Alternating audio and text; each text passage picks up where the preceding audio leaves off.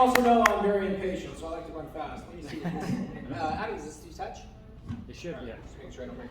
All right, for those of you who don't know me, my name is Christopher Brandlin. I'm going to call myself a California refugee for a lot of different reasons. I grew up in California, grew up in the South Bay area, but the reason why I'm running for Congress is a lot of different reasons, but mainly pertaining to our country's health. And this is what I've overseen ever since college, going into law school, and even after law school, and that's why I spoke out against these BS mandates, and I hope everybody can agree. But even though those mandates are a little thing of the past, there's still a lot of lingering problems with pharmaceutical companies controlling how our country is being run, and I think everybody can have a decent consensus to that aspect. So I practiced attorney for like 7 years now. I was like, you know what? We need to start promoting meat more. I just saved my life with meat, and I think a lot of people need it, because this is about this time they started demonizing meat. You know, red meat causes cancer, red meat causes heart disease, red meat causes all these inflammatory bowel. I was like, no, actually, I followed myself, and then I saw so many other testimonials that follow the same. The second part of me going in for Congress was the vaccine mandates. So, as you can recognize, I have a personal bias against pharmaceuticals, right? My personal experience, I just completely destroyed my intestines. I almost lost all my intestines from dangerous pharmaceuticals, and I was a routine customer. I wasn't a patient. I was just coming in to read pharmaceuticals, and this is where I'm going to make some references to the doctors. So I spoke out against the vaccine mandates because I said, you know, we don't know the efficacy behind this.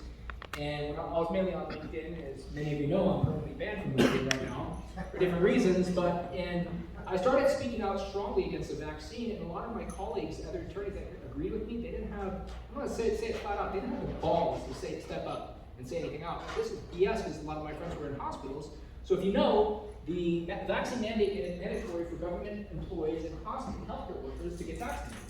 And when I started speaking out against this, people started reporting me to the California State Bar. And they dismissed the complaints, but I kept talking, and then I almost got sanctioned by the judge for making a comment about the pandemic. And he got offended when I said pandemic. So I was like, you know what, this is BS. I'm going to get my PhD in public policy. I'm going to run for office. I made this decision in 2021, and I followed it. So now I'm in my final stage of my dissertation. I'm setting up my final oral defense. I just turned 40, so I'm going to become Dr. Brandlin. But I met with some people from Team Kennedy, and I said, I want to make a change. I want to embrace the MAHA movement. And not only am I pro-carnivore, pro-keto, it doesn't have to be carnivore, but just taking inflammatory foods. I do not like the fact that the pharmaceutical industry is controlling our government, even after Bobby Kennedy has already been sworn in. And they have control over everything, and I hope everybody can look, read between the lines. And I don't like the fact that these pharmaceutical companies, they are the biggest donors for all the medical institutions for our future doctors.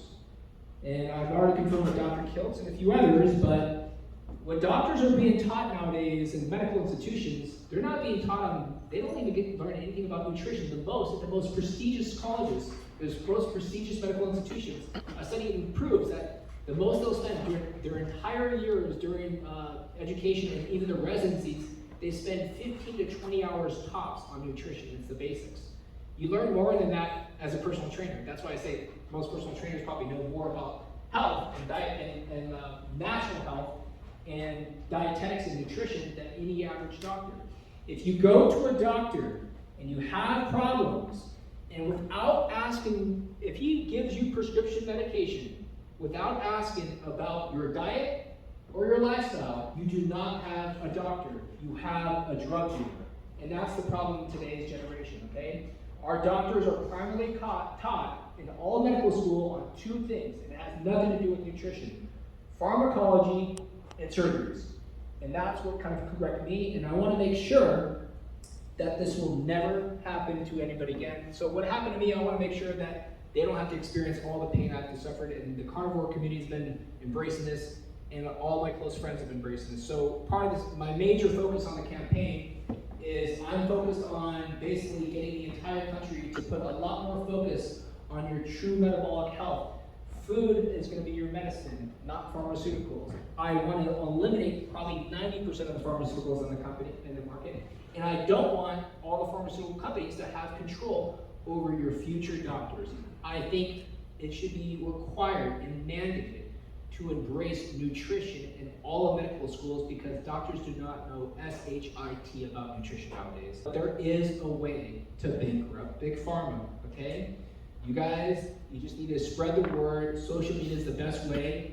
All these testimonials are so supportive, and that's what you're gonna hear today after my speech, is that people that heal from the most, harshest conditions with just going with a meat-based diet. And that's why I'm here today. But my focus is to change the American health for the public because everybody can recognize we've been on a decline for the past 40 years, ever since the low-fat craze. Meat should not be demonized. Quality animal-based dietary fat should not be demonized. This has healed myself and it's healed a lot of the people in this room. So I'm looking for this campaign. I'm running for the 3rd district for the House of Representatives in Nevada.